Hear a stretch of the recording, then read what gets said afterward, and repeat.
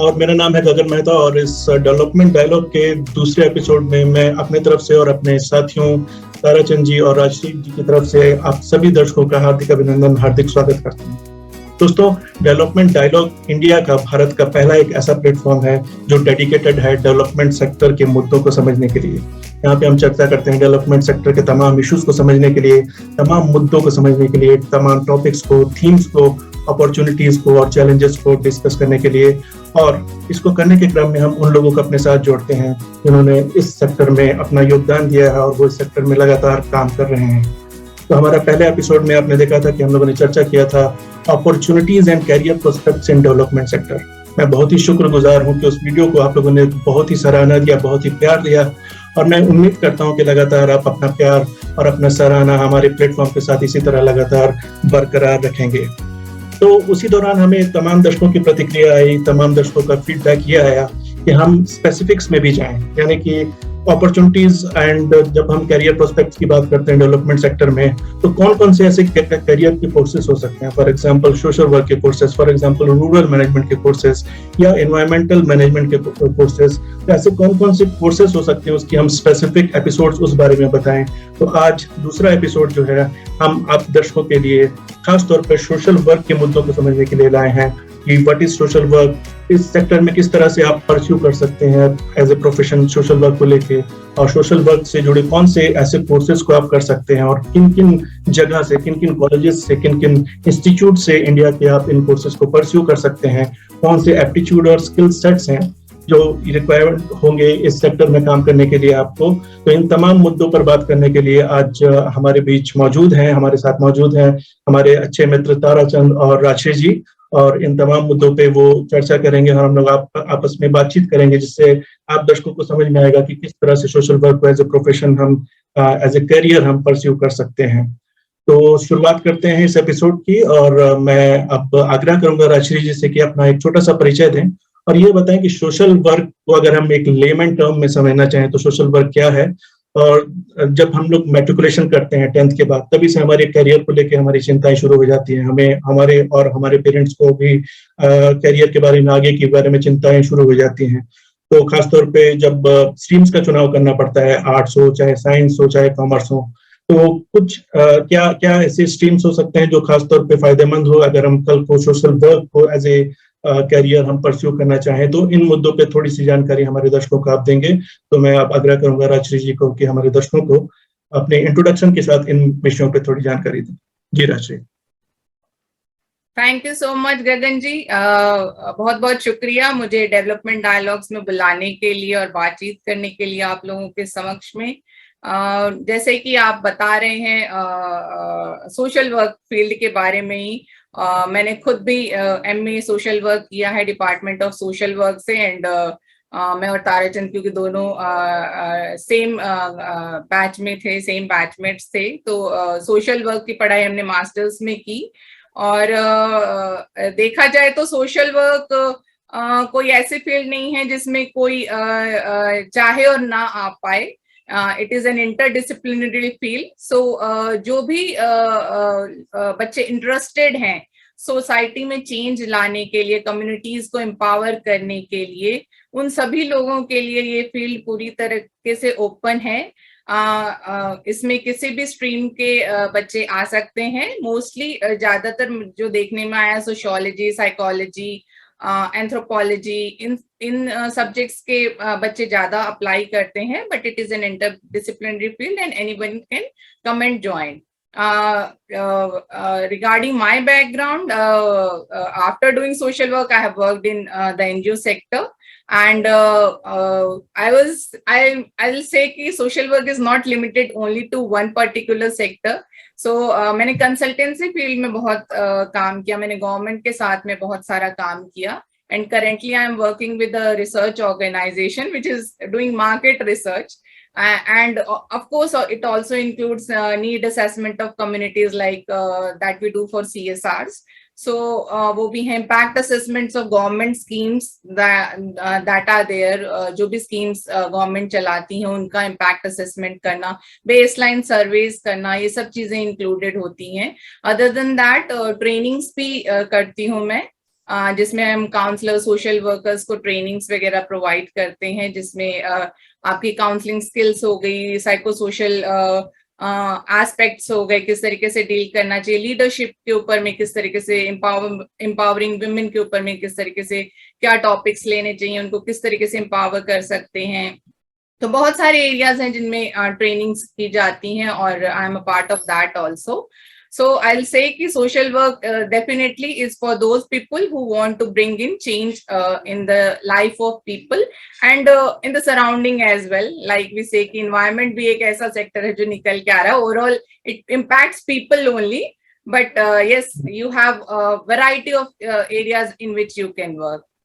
I would like Tarachand also to add into it so that we have a wider prospects to as to what all needs to be done. Sure. Tara, please. Tara, you're mute. तारा, आपकी आवाज नहीं आ रही है, mute हो आप थोड़ा, एक बार। जी धन्यवाद गगन, धन्यवाद राशि। मैं ये कहना चाह रहा था कि राशि का खुद का बैकग्राउंड भी जो है वो साइकोलॉजी का रहा है। राशि ने साइकोलॉजी पढ़ा और वो तब सोशल वर्क में आई, और राशि ने जेएनयू में पढ़ाई भी पढ़ा, कम्युनिटी हेल्थ में, पब्लिक हेल्थ में राशि, एम आई राइट? यस, है ना? तो उसका एक अलग एक्सपीरियंस है, और जैसा राशि ने बताया कि जो सोशल वर्क करने के लिए कोई एक पर्टिकुलर आपको सोशल वर्क ही पढ़ना पड़ेगा ग्रेजुएशन में, वैसा नहीं है। यहाँ पे हर तरह के लोग आते हैं, चाहे वो हिस्ट्री बैकग्राउंड के लोग हों, साइकोलॉजी के हों, सोशियोलॉजी के हों, और कई बार इंजीनियरिंग बैकग्राउंड के लोग भी जो है वो सोशल वर्क पढ़ने के लिए आते हैं, क्योंकि ये उनको एक अच्छा मिक्स देता है। अगर वो यहाँ जो बेसिकली वाटर हार्वेस्टिंग या इस तरह के कामों के करना चाहते हैं, तो उसके लिए एक एडेड एडवांटेज मिलता है। तो जैसा राष्ट्र ने बोला कि ये कोई एक फील्ड तक रिस्ट्रिक्ट नहीं है, मतलब है ना, डाइवर्स बैकग्राउंड के लोग जिन्होंने ग्रेजुएशन में कोई और सब्जेक्ट पढ़ा है और फिर वो मास्टर्स करने आते हैं, तो ये एक बहुत ही मैं बोलूँगा कि बहुत ही डाइवर्स काइंड ऑफ फील्ड है, बहुत डाइवर्स सब्जेक्ट यहाँ पे पढ़ने पड़ते हैं। जी, पहले मैं अगर तुमसे ये पूछना चाहूँ कि 10th जब हम लोग पास आउट करते हैं, 10th और 11th में जब हम होते हैं, तो उस समय जब हम कैसे ये एसेस कर पाए कि आगे हमें अगर सोशल वर्क ऐसे करियर परस्यू करना है, तो कौन कौन से ऐसे ट्रेड्स होने चाहिए, कौन कौन से ऐसे कैरेक्टरिस्टिक्स होने चाहिए जो हम खुद में आइडेंटिफाई कर पाए कि एज ए सोशल वर्कर हम काम कर सकते हैं आगे। तो उसके बारे में थोड़ा अगर तुम बता पाओ। जी, जैसा राशि ने बताया कि मतलब एक तो इच्छा है कि मतलब लोगों का इंटरेस्ट है लोगों के लिए काम करना, है ना, तो एक उस तरह के लोग डेफिनेटली वेलकम है इस सेक्टर में आने के लिए।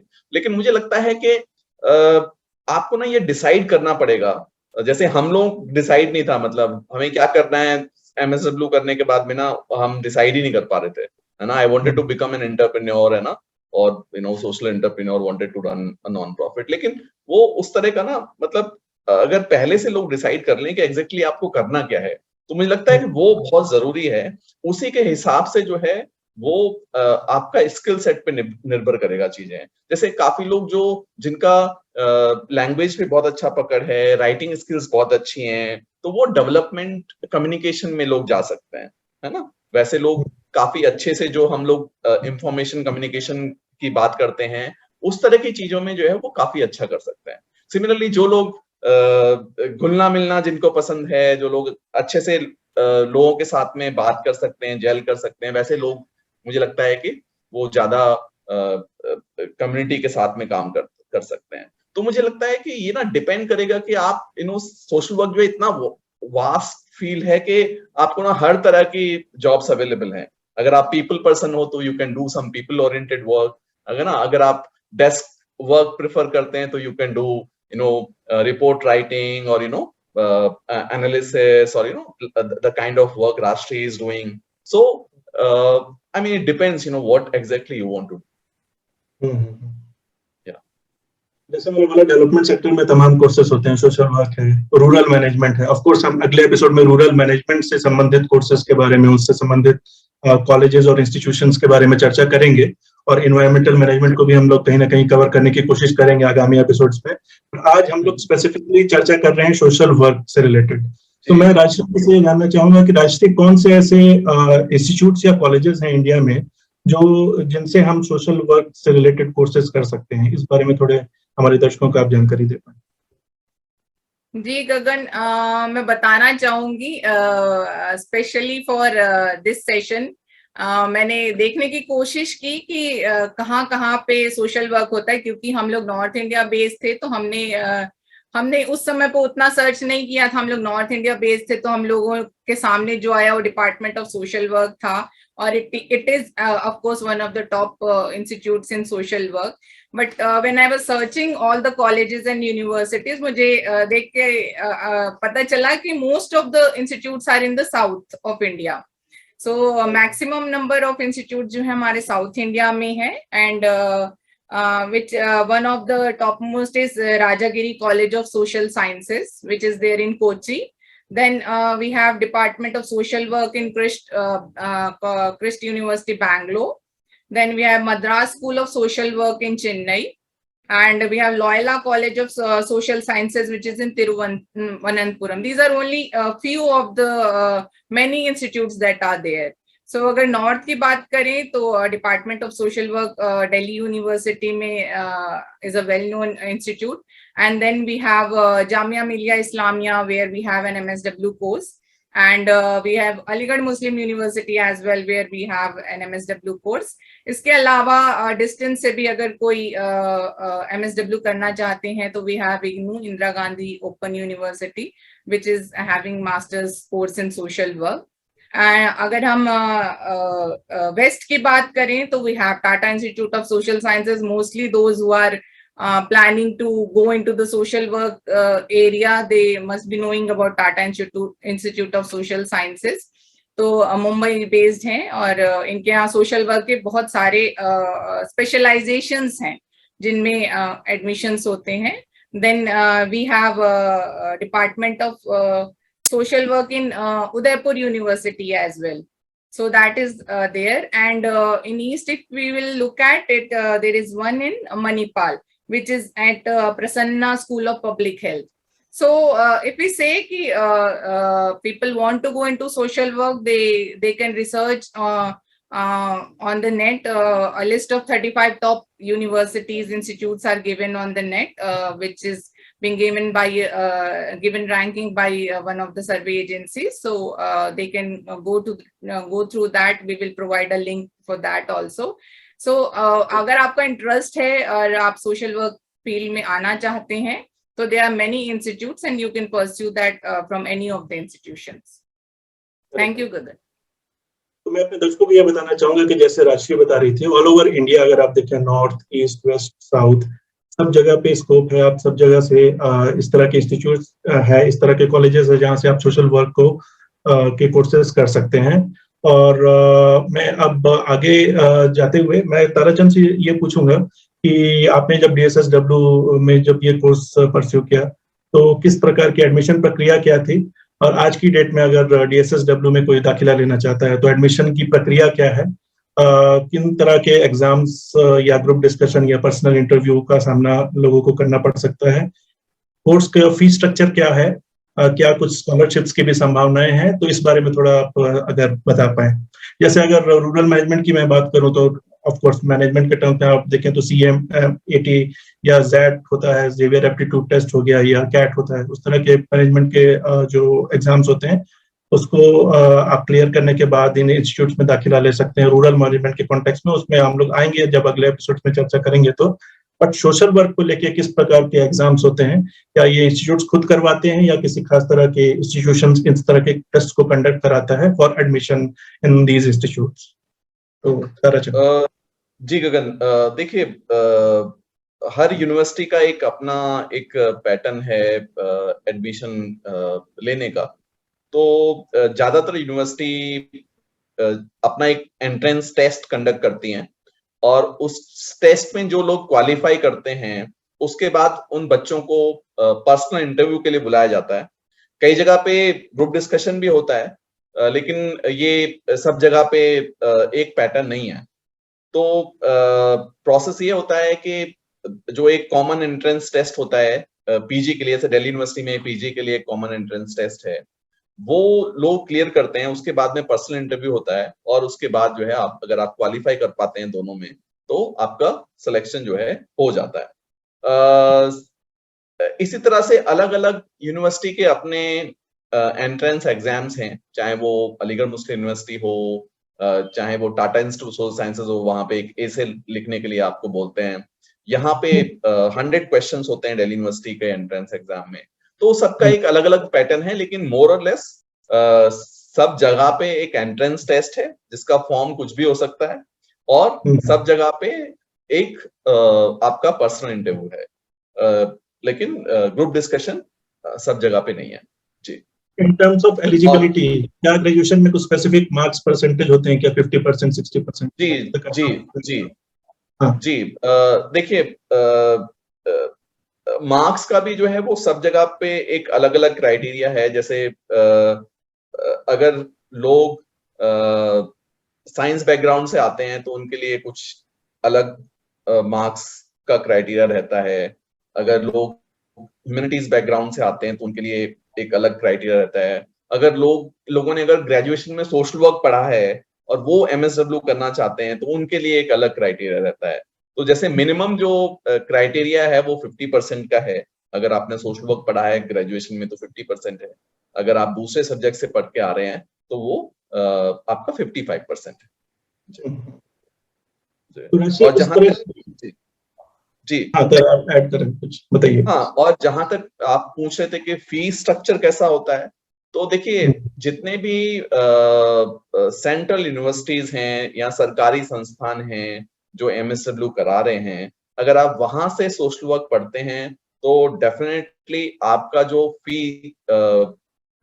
फीस का जो स्ट्रक्चर है वो बहुत ही कम होगा। हमारे जमाने में तो मतलब बहुत ही कम था, वो 5-6 हजार रुपए उस वक्त फीस जाती थी, लेकिन आज के समय में वो जो है फीस जो है डबल हो गई है। तो अगर आप सरकारी संस्थान में जा रहे हैं तो करीबन जो है 10,000 से लेके से स्टार्टिंग है आपका संस्थान का फीस का। लेकिन आप को जान के हैरानी होगी कि मतलब ये सब जो एमएसडब्ल्यू है ये सिर्फ जो है सरकारी संस्थानों तक सीमित नहीं है।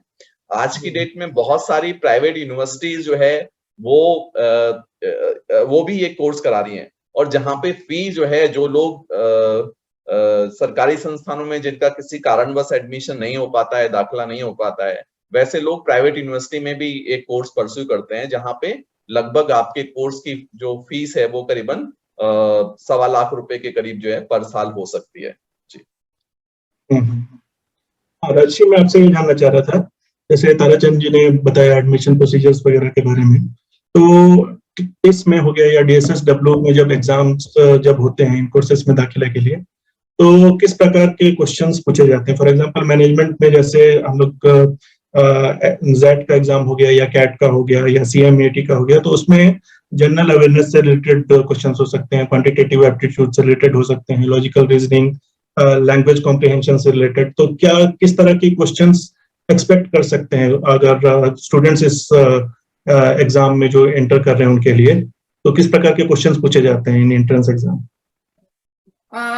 इस बारे में मैं बताऊं तो बहुत लेट हो गया। हम लोग शायद 2003 के पास आउट हैं, तो बहुत टाइम पहले एग्जाम दिया था। अभी का करंट ट्रेंड मुझे नहीं पता। उस समय पे क्योंकि ऑब्जेक्टिव क्वेश्चंस भी होते थे, जनरल अवेयरनेस से related and English related questions भी होते थे, and then you have subjective questions also. So subjective में किसी एक पर्टिकुलर इश्यू के बारे में आपको लिखने के लिए बोल दिया गया, तो उससे आपका एक एप्टीट्यूड और एक अंडरस्टैंडिंग ऑफ इश्यूज पता चलती थी। तो जो बच्चे एक्चुअली में इंटरेस्टेड हैं, if they start voluntarily in some of the NGOs, जब आप ग्रेजुएशन में पढ़ रहे हैं, आपने अगर सोशल एनएसएस ले लिया है, या फिर आप किसी एनजीओ के साथ में जुड़ गए हैं, वॉलंटरली काम कर रहे हैं, तो इससे आपको एक सपोर्ट मिल जाता है समझने के लिए कि किस तरीके के इश्यूज होते हैं। और फिर जब आप एग्जाम देने जाते हैं तो आप उन क्वेश्चन से रिलेट कर पाते हैं और उनके अकॉर्डिंगली आप आंसर्स कर पाते हैं।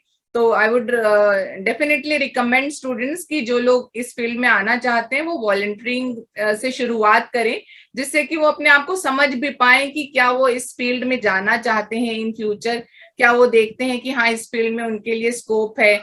क्योंकि इस फील्ड में आने के लिए आपका अंडरस्टैंडिंग होना, लोगों को समझना, आप में के अंदर पेशेंस होना, क्योंकि चेंज बहुत धीरे धीरे आता है जब हम फील्ड लेवल पे करते हैं, तो पेशेंस होना बहुत जरूरी है। लोगों के सेल्फ डिटर्मिनेशन में भरोसा होना बहुत जरूरी है कि दे कैन ऑल्सो डिसाइड।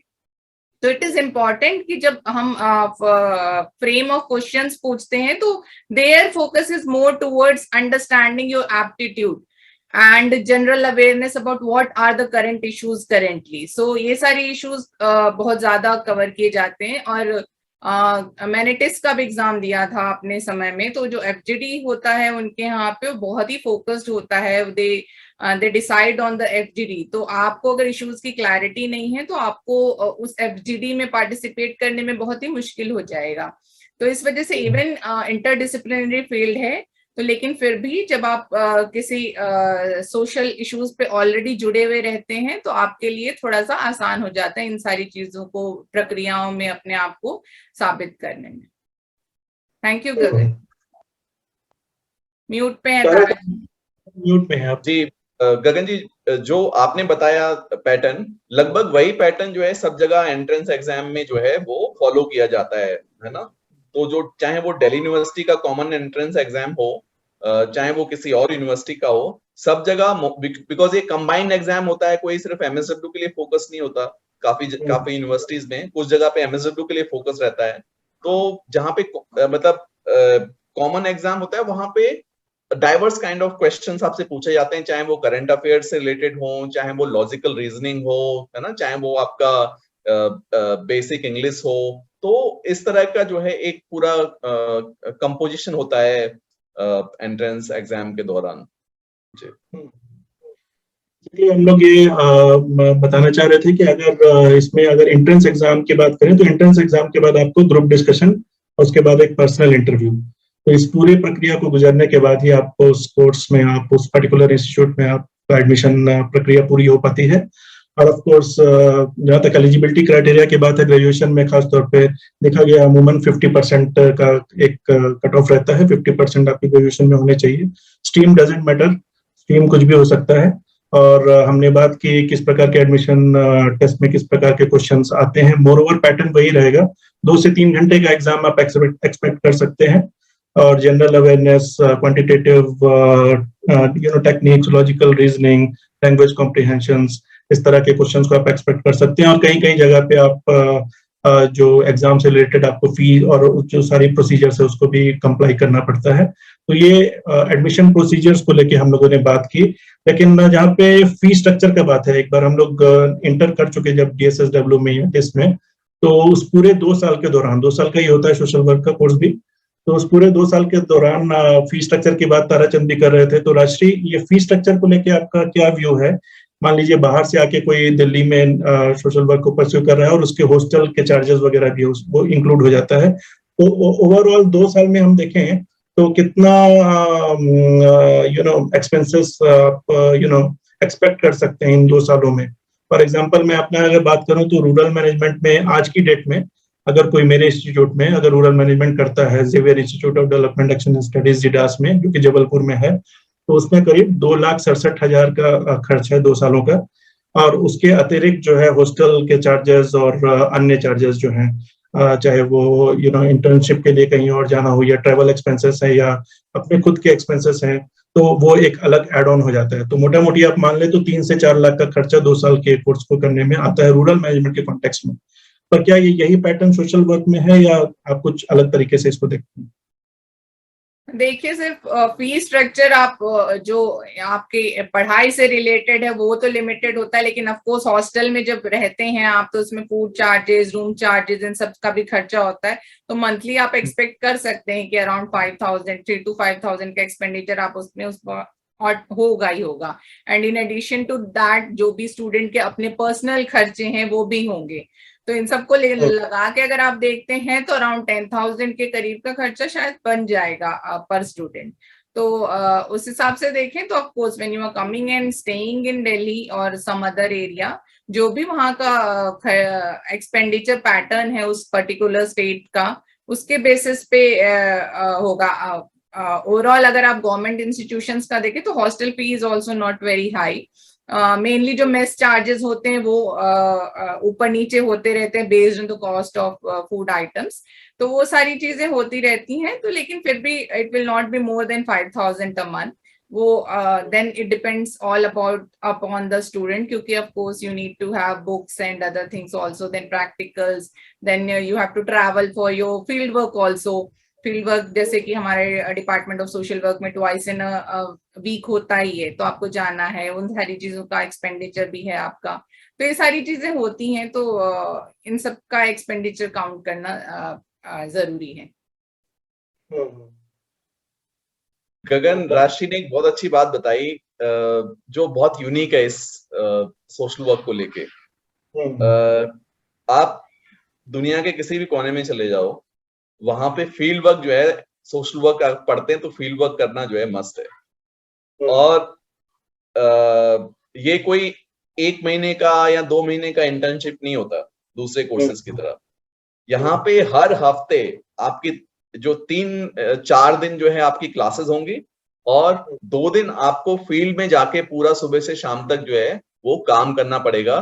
चाहे वो एनजीओस के साथ में हो, चाहे वो इंडस्ट्रीज के साथ में हो, चाहे वो हॉस्पिटल्स के साथ में हो, चाहे वो स्कूल्स के साथ में हो। तो अलग अलग सेटिंग्स में जो है वो आपको जो है हफ्ते में 2 दिन पढ़ाई लिखाई के साथ साथ जो है हफ्ते में 2 दिन आपको जो है वो फील्ड में बिताना पड़ेगा, जो कि एक मतलब एक यूनिक है सोशल वर्क एजुकेशन के लिए। It is actually called practice and techniques. Both are used in social work. So whatever you are studying in the books, in the classrooms, that you are going to practice on in the field. So that is the idea. Okay. And then so that we can relate it. तो हम लोग अपने discussion के अंतिम चरणों में आ गए हैं। अब 2 इम्पोर्टेंट क्वेश्चंस रह जाते हैं लास्ट में। एक तो सोशल वर्क जब हम लोग कर रहे हैं, हम लोगों ने दाखिला ले लिया, तो कौन कौन से सब्जेक्ट्स हम पढ़ते हैं सोशल वर्क में, इस पे थोड़ी सी अगर आप जानकारी दें दर्शकों को। और आखिरी क्वेश्चन ये रहेगा कि सोशल वर्क जब हमने कंप्लीट कर लिया तो हम क्या स्टार्टिंग पैकेज एक्सपेक्ट कर सकते हैं, और दूसरा कहाँ कहाँ हम काम कर सकते हैं। इस पे छोटे छोटे आपके डिस्कशंस अगर आप चर्चा करें तो राजश्री आप स्टार्ट कर सकते हैं। देखा जाए तो सोशल वर्क में जो हम लोग पढ़ाई करते हैं, जैसे कि मैंने बोला कि सोशियोलॉजी, साइकोलॉजी, ये तो मेन सब्जेक्ट्स हैं जो आपको पढ़ाई जाते हैं।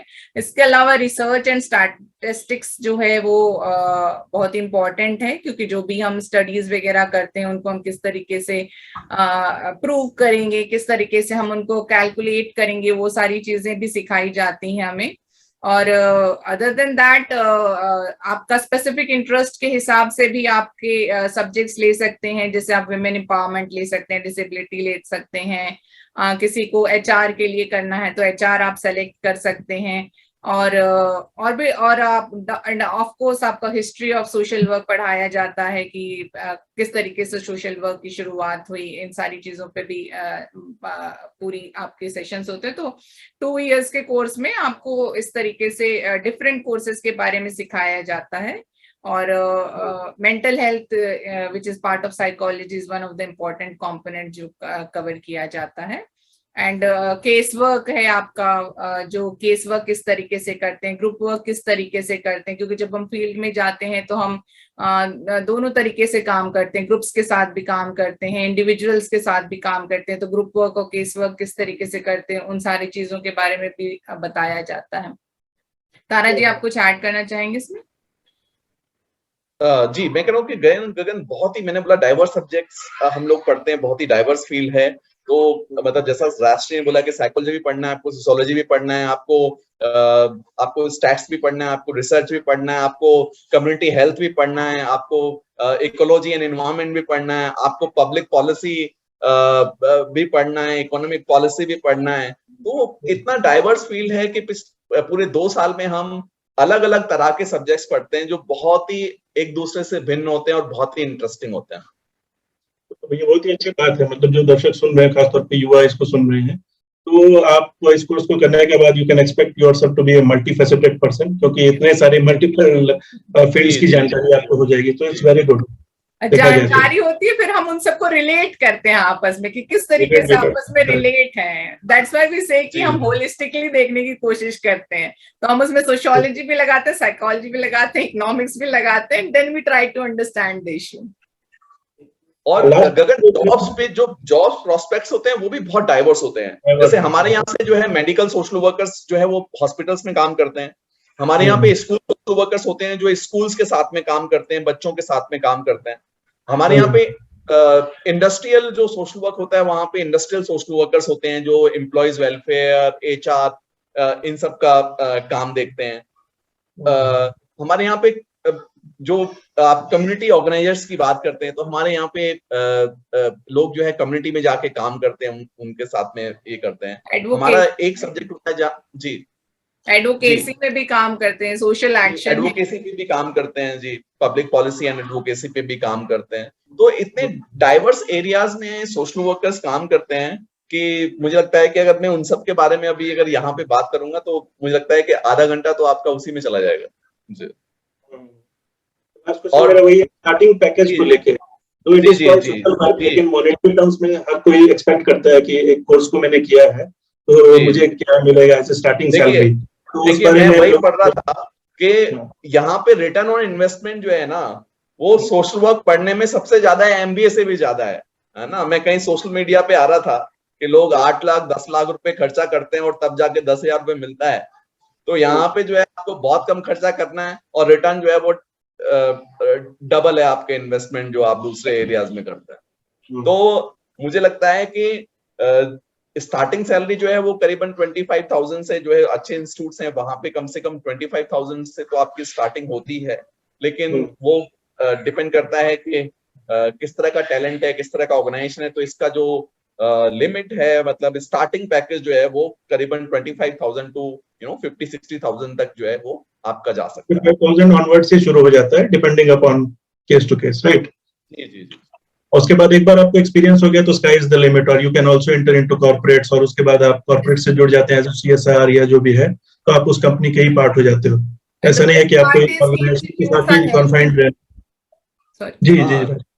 The best part is that the institutes help you in placements. जी हाँ, और हमारे यहाँ जो जितने भी अच्छे इंस्टीट्यूट्स हैं मतलब वहां पे 100% प्लेसमेंट होता है लगभग, और आई विल से कि more than 100% प्लेसमेंट होता है। ज्यादातर लोगों के पास जो है वो दो ऑफर्स होते हैं हाथ में, तो दैट इज देयर। और दूसरा मैं ये कहना चाहता हूँ कि मैं हमेशा जो है वो जॉब के पक्षधर नहीं हूँ। तो अगर लोग, क्योंकि हम ये जो सोशल वर्क है वो आपको एक सोशल एंटरप्रेन्योर भी बनाता है, तो अगर आप कुछ एक सोशल एंटरप्राइज स्टार्ट करना चाहते हैं तो sky is the limit. Salary में तो जितना मिलता है उतना ही मिलेगा, है ना, but if you start some social enterprise I am sure it is going to be very satisfactory। हाँ, तो दोस्तों आज हम लोगों ने चर्चा की कि सोशल वर्क कोर्स क्या है, इस कोर्स को हम किन इंस्टीट्यूट से, किन कॉलेजेस से, टॉप इंस्टीट्यूट्स और कॉलेजेस जो इंडिया के हैं वहां से परस्यू कर सकते हैं, और क्या एडमिशन प्रोसीजर है, क्या फीस स्ट्रक्चर है, और एक बार कोर्स को कर लेने के बाद क्या करियर प्रोस्पेक्ट्स है, कहाँ हम लोग काम कर सकते हैं एक बार हम लोगों ने सोशल वर्क के कोर्स को कंप्लीट कर लिया तो, और क्या हम स्टार्टिंग पैकेज, क्या हम स्टार्टिंग सैलरी एक्सपेक्ट कर सकते हैं। इन तमाम मुद्दों पे हम लोगों ने इस एपिसोड में चर्चा की। आशा करता हूं कि ये पूरा एपिसोड आप लोगों को बहुत ज्यादा पसंद आया होगा। अगले एपिसोड में हम चर्चा करेंगे रूरल मैनेजमेंट को लेकर। जिस तरह हम लोगों ने स्पेसिफिकली चर्चा की आज सोशल वर्क को लेके, तो रूरल मैनेजमेंट को लेके हम एक एपिसोड में अगले एपिसोड में हम लोग चर्चा करेंगे कि रूरल मैनेजमेंट को लेके कौन से ऐसे इंस्टीट्यूट्स है या कॉलेजेस हैं जो इस तरह के कोर्सेज करवाते हैं, और उनकी भी क्या एडमिशन प्रोसीजर्स हैं और आगे करियर प्रोस्पेक्ट या करियर की क्या संभावनाएं होंगी, तो उस बारे में हम चर्चा करेंगे। लेकिन मैं आप लोगों से भी आग्रह करूंगा कि दर्शकों से कि आप भी हमें बताएं कमेंट्स में अपने फीडबैक के माध्यम से कि आप किन मुद्दों पे, आप किन टॉपिक्स पे चाहेंगे कि डेवलपमेंट डायलॉग्स में हम उन मुद्दों को हम कवर करें अपने एपिसोड्स में। तो हमें आपके फीडबैक्स का, आपके संदेशों का, आपके मैसेजेस का इंतजार रहेगा। और इन्हीं शब्दों के साथ मैं पुनः आप लोगों का धन्यवाद करता हूं कि आप लोगों ने डेवलपमेंट डायलॉग को इस तरह से सराहना दिया है, प्यार दिया है। तो लगातार अपने प्यार को, अपने सराहना को इस प्लेटफॉर्म के साथ बरकरार रखें, क्योंकि ये इंडिया का पहला डेवलपमेंट सेक्टर को डेडिकेटेड प्लेटफॉर्म है और इस सेक्टर में काम करने वाले तमाम लोगों की सराहना के साथ की हमें जरूरत पड़ेगी लगातार। और अंत में मैं अपने साथियों की तरफ से भी जानना चाहूंगा कि any concluding remarks from your end, Rajshree and Tara? Gagan, मैं यही कहना चाहूंगा कि जितने भी लोग हैं जो सोशल वर्क पढ़ना चाहते हैं या सोशल वर्क प्रैक्टिशनर्स भी हैं, अगर उनके भी कोई सवाल हैं, कुछ उनका कोई क्वेरीज हैं, तो वो they can definitely reach out to us, they can write in comment and then we will try to answer their queries in our next episode. और सोशल वर्क का जर्नी बहुत ही इंटरेस्टिंग है। जो लोग really they want to make a difference, for them it is really going to be very interesting. That's what I can say. Correct. Rajshri? Yes, जैसे कि तारा जी ने बोला, बिल्कुल जो भी आपके सवाल हैं या जो भी आप पूछना चाहते हैं वो आप रख सकते हैं हमारे समक्ष, और हम लोग कोशिश करेंगे कि हम जितने भी ज्यादा टॉपिक्स उठा पाएं और आपको गाइड कर पाएं, सपोर्ट कर पाएं, किसी भी तरीके से हम करना चाहेंगे आपको। और definitely we welcome all those people who genuinely want to bring change in the society, चाहे वो कोई भी सेक्टर हो, हेल्थ हो, एजुकेशन हो, एनवायरमेंट हो, चिल्ड्रन हो, विमेन हो, किसी भी सेक्टर में वो चेंज लाना चाहते हैं। Please do join in the social sector. It is personally beneficial also for your own personality development and looking at the life in a different perspective. It actually helps you living a fulfilling life. So do come and join in if you are interested in bringing in change. Thank you. और आज के episode में जैसे हम लोगों ने चर्चा की थी कि सोशल वर्क क्या है, उसको लेके एक छोटा सा ब्रीफ राइटअप और साथ में उन 35 इंस्टीट्यूट्स और कॉलेजेस की लिस्टिंग हमने इस यूट्यूब वीडियो के डिस्क्रिप्शन में डाल दिया है, जो आपको हेल्प करेगा कहीं ना कहीं सोशल वर्क के कोर्स को परस्यू करने के लिए। तो इस लिंक को डिस्क्रिप्शन में जरूर देखें। और अगले एपिसोड तक आप लोगों को धन्यवाद। Thank you very much. नमस्कार। नमस्कार।